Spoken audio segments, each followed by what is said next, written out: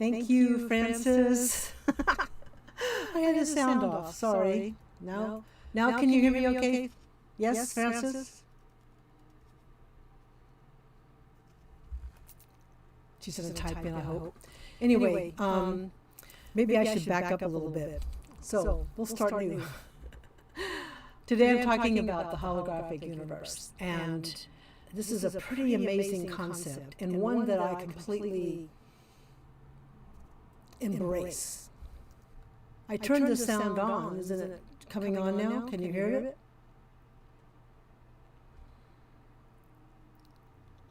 Can you hear it? Okay. Let me know again. Can you hear it? Francis? I do have the sound activated. It's showing. Okay, good. Yay! All right. So, as I was saying, and thank you, Francis, so much for popping in and giving me the heads up, because I did not notice that I had not activated the sound. So, the quantum, the holographic universe. And this is an exciting aspect of quantum physics research. Oh, with an echo. Okay, let me try this. So, is that better now? No echo? Let me know. So, the concept, which has been, let me put it this way. This concept is not new. It has been held or explored, or I want to think of the words here. It has been considered from the theoretical physicist David Bohm, Bohm, and he's was a counterpart of Einstein. And this is something he said about this, and I'm going to quote him. I think it's really interesting. As he was considering the holographic nature of the physical world, that it is as it appears to be, because there's a collective consciousness intention for the quantum field to hold the shape and form of what we expect it to be. So it says here, our brain, this is what David Bohm said, our brain mathematically constructs objective reality by interpreting frequencies that are ultimately from another dimension, a deeper order of existence that is beyond both space and time. In other words, collective consciousness with the intention that the physical world, which I call the simulated world, sim world, like in a role-playing game, to hold so that a tree looks like a tree, a desk is a desk, a human form has a certain components, and a dog is a dog. All of these things are collectively with intention held to have that form and shape. Because when you go into the subatomic structure of everything, it's waves of energy moving in either a clockwise or counterclockwise flow or spin. So again, this theoretical physicist, David Bohm, talked about this decades ago. And then Stephen Hawking also echoed this theory that the universe is actually holographic, and that the studies of quantum entanglement, meaning that everything is connected energetically by frequency, all is part of that theory or that belief. And when we entertain this possibility, then we see how malleable and fluid everything is. And I've talked before about the fluidity of our DNA and how we can affect our DNA by how we feel. If we're feeling primarily fearful, that's a contraction spin energy. It interferes with the function of the DNA, can lead to illness. If we're feeling primarily joyful, then our DNA is supported because it's already spinning in that counterclockwise expansion flow, which I've mentioned before in previous Simulcast episodes. So a really fun way to illustrate this would be this classic snippet from the Matrix, which I'm going to share right now. My being stronger or faster has anything to do with my muscles in this place. You think that's air you're breathing now?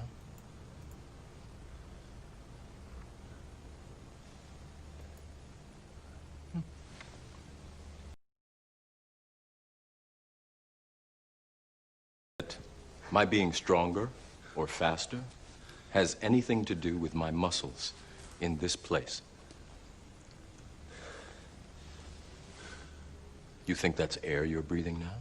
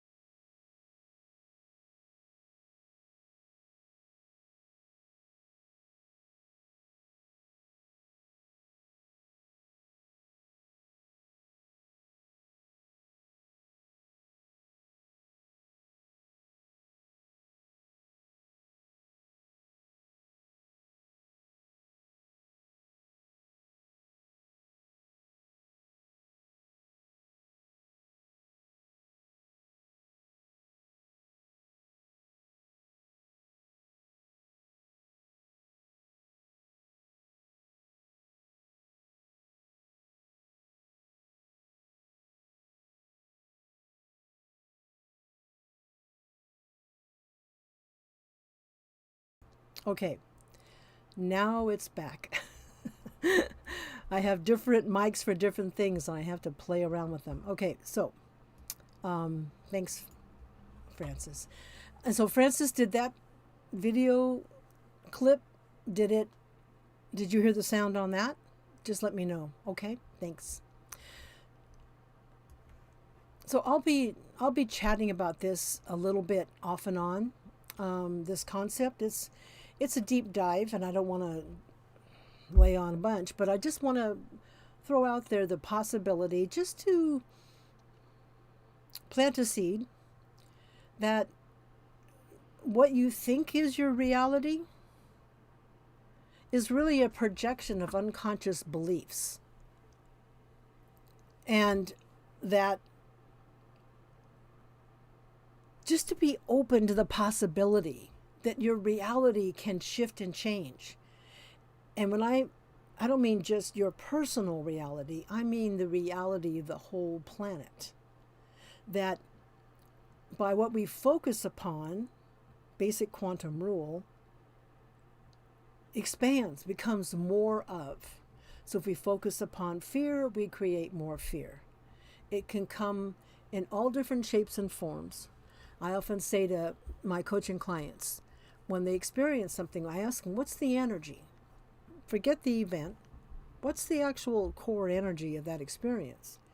Because that energy will loop. It'll be a different face, different place, different event, same energy. And by being willing to observe that, and being open to the possibility that your reality is malleable and the reality of the planet is malleable, then that opens the door for shift and change towards more expansion, more joy, more feeling good. And that's a good thing, right? So play with that, have fun with that. The quantum universe is holographic in nature. I think as time goes on, more information is going to come out about this. There's a lot of research being done simultaneously from several different physicists on this concept. So until next time, next week, have fun, enjoy the beauty of you. Oh, I should mention a couple things real quick before I jump off. And one of them is this information I'm talking about. A lot of it's in this book that I wrote. It's available both ebook and paperback. Barnes & Noble, Amazon, all the good stuff, all the regular places. Internationally, it's available internationally. And then if you're looking to explore more with how you feel and beginning to understand what you're really feeling at a deeper and more unconscious level, feelings are frequencies. When we feel something, we're transmitting that energy at that frequency, and therefore we're signaling the quantum field what flavor of experience we want. So if it's fearful, more fear. If it's joyful, more joy. On my website, which you see scrolling down here in the ticker stream here, empoweredwholebeing.com, on there I have a free MP3 file of a meditation technique. And what is meditation? Is just a way to shift your energy from fear to joy. And there's so many benefits for that. And if you go to the self-discovery on the menu, on the top bar menu, hover over that drop-down box will show you Divine Heart Coherence Technique. Click on that, all kinds of info, instructions, and there's also a link to download the PDF instructions, and then you'll see the link to access the MP3 file download. Click on that, takes you to a little short form, fill that in, submit that, and just wait a heartbeat because it'll automatically redirect you to the download page.